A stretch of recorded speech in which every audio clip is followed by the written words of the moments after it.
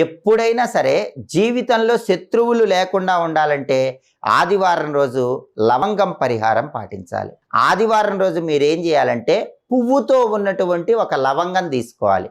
లవంగానికి ఖచ్చితంగా పువ్వు ఉండాలి. పువ్వు ఉన్నటువంటి లవంగం తీసుకొని మీకు ఎవరైతే శత్రువులు ఉన్నారో ఆ శత్రువుల పేర్లన్నీ మనసులో చెప్పుకుంటూ పువ్వుతో ఉన్న ఆ లవంగం చేతిలో పట్టుకొని ఉండాలి. చేతిలో పట్టుకొని పిడికిలు బిగించి మీకున్న శత్రువులందరి పేర్లు చెప్పుకోండి. అలా చెప్పుకొని ఈ శత్రువులందరూ కూడా మిత్రులుగా మారిపోవాలి, శత్రు బాధలు నశించిపోవాలి అనుకొని ఆ లవంగాన్ని తీసుకుని వెళ్ళి నిప్పుల్లో పడేయాలి.